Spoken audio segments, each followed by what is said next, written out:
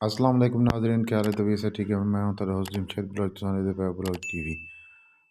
अज थोड़ी कि यकीन के आया बहुत ही खूबसूरत है नया झोटी दूसरा बारा झोटी फुल तैयार गब्बन झोटी 10 तो 12 दिन लेंदी मालिक दे बकौल 13-14 लीटर का पहले सूआ का रिकॉर्ड है।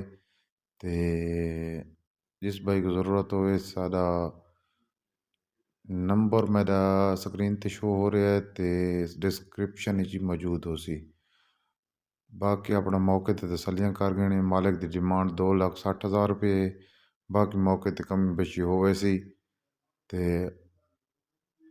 मजीद ये वीडियो देखने की ते अपने चैनल ਨੂੰ ज़रूर सब्सक्राइब करो, लाइक करो ते दोस्तों नाल शेयर करो। अल्लाह हाफिज़। पाक फौज जिंदाबाद, पाकिस्तान पाइंदाबाद।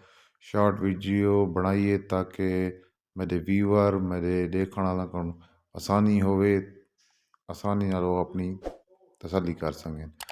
बाकी मौके की वीडियो भी थाको मिल सकती है। मैंने जरा बंदा रबता करे सी।